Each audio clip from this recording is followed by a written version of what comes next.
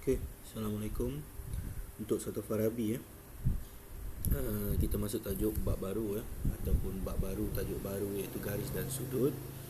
Okay, so dalam tajuk garis dan sudut ni saya rasa kamu dah belajar masa sekolah rendah, cuma ada beberapa benda yang baru yang kita akan bincang.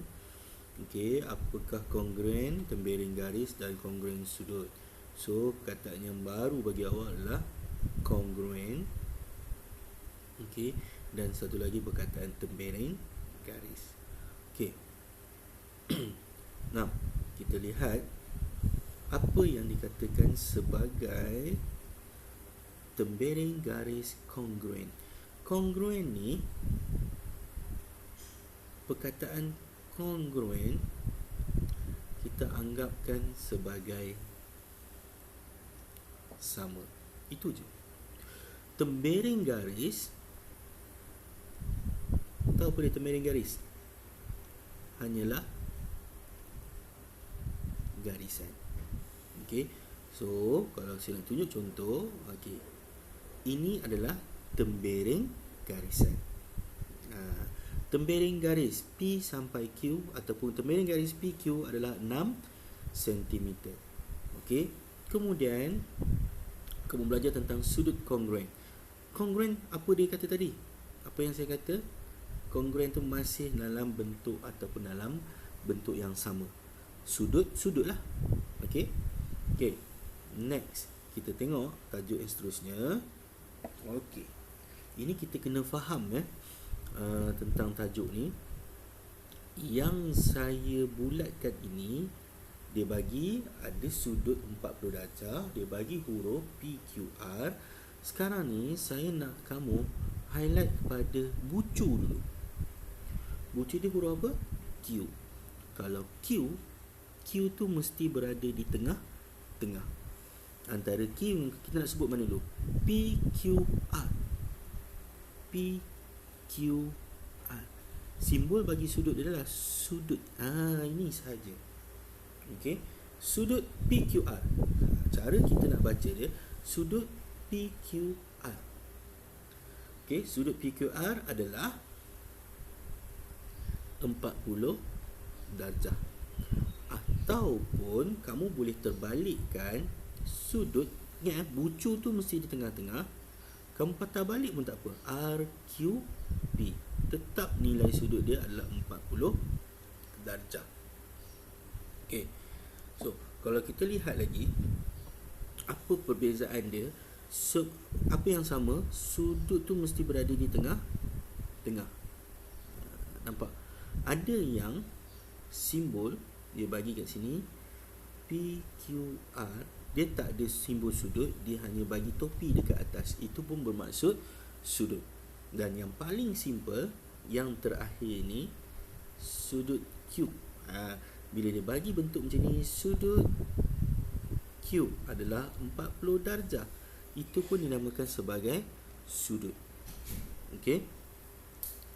Next, kita akan pergi kepada tajuk yang seterusnya. Okey. Kita buat latihan dulu. Okey. Jelaskan sama ada tembeling garis PQ dan RS dalam setiap darjah berikut adalah kongruen atau tidak. Okey. So, saya kena tengok soalan yang pertama ni dulu. Okey. PQ dan RS. Bila kongruen, dia mesti sama. Ada tembeling garis, jarak pun sama. So, ini adalah kongruen. Okey, B. PQ dengan RS sama atau tidak? Satu 3.3, satu 3.2. So, dia bukan kongruen. C. Jarak sama, masih lagi tembeling garis, dia adalah kongruen. Okey. Next, kita pergi soalan seterusnya. Ini nak tahu apa itu kongruen sahaja, ya atau tidak. Okey. So, kita tengok yang kedua tentang sudut pula. Okey, sudut PQR dan sudut ABC. Okey, perhatikan B itu mesti di tengah-tengah sebab bucu Okey. Yang pertama 32 kongruen. 138 dengan 136. Okey, bukan kongruen ataupun tidak. Satu lagi 256. Ingat sudut sudut bukaannya di luar 256 dengan 256 dia adalah kongruen. Okey, settle. seterusnya kita pergi kepada bagaimana anda menganggar dan mengukur saiz temiring garis dan sudut. Okey, yang ni nanti kita akan macam garisan kita tak ada masalah, kita guna pembaris kan.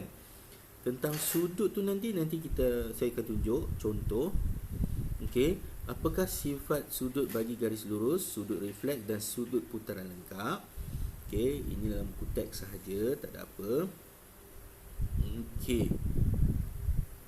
So, kita pergi latih diri. Bila latih diri ni dia dah boleh faham dah sebenarnya. Okey, kita tengok yang pertama. Bagi setiap sudut yang berikut, nyatakan sama ada sudut tersebut ialah sudut pada garis lurus, sudut refleks ataupun sudut putaran lengkap. So, yang pertama ni adalah sudut refleks. B pula, satu garis lurus kita panggil sebagai sudut pada garis lurus. Dan C adalah satu sudut putaran lengkap. Maknanya dia putar satu lengkap iaitu 360 darjah. Okey, saya padam balik. Saya tulis betul-betul 360 darjah. Okey, settle ya. Okey. Sekarang ni kita pergi kepada tajuk lain iaitu yang ni latihan yang nanti dulu. Okey, kita pergi kepada sifat sudut pelengkap. Dia ada sudut pelengkap, penggenap dan sudut conjugate. Apa perbezaan dia? Okey. Sudut pelengkap, mari kita tengok. Okey. Kita baca je dulu. Sudut pelengkap mesti berkaitan dengan 90 darjah. Sudut penggenap berkaitan dengan 180 darjah. Sudut conjugate berkaitan dengan sudut 360. Okey, bermakna sudut pelengkap ini berkaitan dengan 90 darjah. Sudut 90 saya terbahagi kepada dua, A dengan B. So, A tambah B mesti dapat 90. Okey. Sudut pengenap, sudut pengenap satu garis lurus kamu terbahagi kepada 3 ke 4 sudut ke 5 ke. Okey. Sini sudut A, B dan C, bermakna A tambah B tambah C nilai dia adalah 180 darjah. Okey. Kemudian kita pergi kepada sudut conjugate. Conjugate ni saya lukis bagi cantik. Tak cantik ni. Okey. Ada berapa sudut situ? A, B, C, D. Boleh pergi banyak sudut. Okey. Bila nampak bentuk macam ni, bermakna conjugate itu adalah A tambah B tambah C dan tambah D. Jumlah dia adalah 360. Ingat ya, sudut pelengkap berkaitan dengan 90. Sudut pengenap berkaitan dengan 180. Satu garis lurus.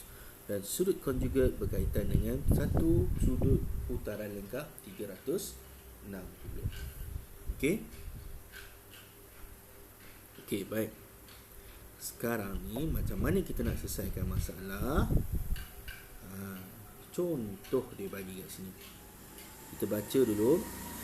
Dalam rajah di sebelah, P dan 54 darjah ialah sudut pelengkap.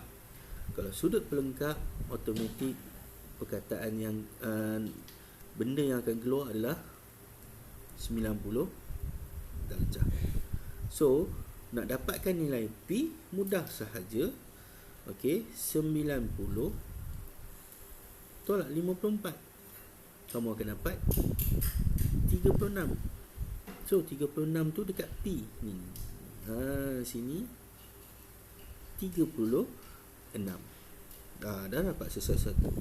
Diberi P dan Q adalah sudut pengenap. P dan Q. Okey, maknanya kalau kita buat garisan lain, Sini P, sini dengan Q adalah sudut pengenap. Pengenap tu sudut 180. P kita tahu tak? P kita tahu dah. Okey, P kita tahu dah.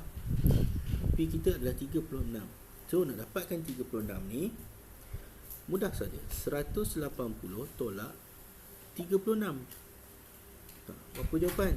Dapat 144. So 144 dekat Q.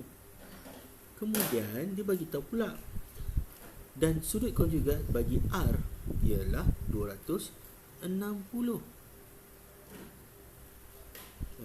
Sudut konjugat bagi R adalah 260. Hati-hati dengan ini. Okey, kalau saya lukis balik, kita buat sudut R saja dulu. Sudut R. Sudut R berapa dia kata tadi? 260. Kita nak tahu yang selebihnya. Bila kita nak tahu yang selebihnya, makna 360 tolak 260, kamu akan dapat 100. So 100 ini, okey, 100 itu kita boleh dapatkan nilai S. Cuba lihat kat sini. Maknanya 360 tolak 100 tolak 144 tolak 36 tolak 54, kamu akan dapat 26 darjah sahaja. Okey, so kita akan pergi kepada latihan lepas ni. Sila tonton video ini dan tolong buat latihan. Terima kasih.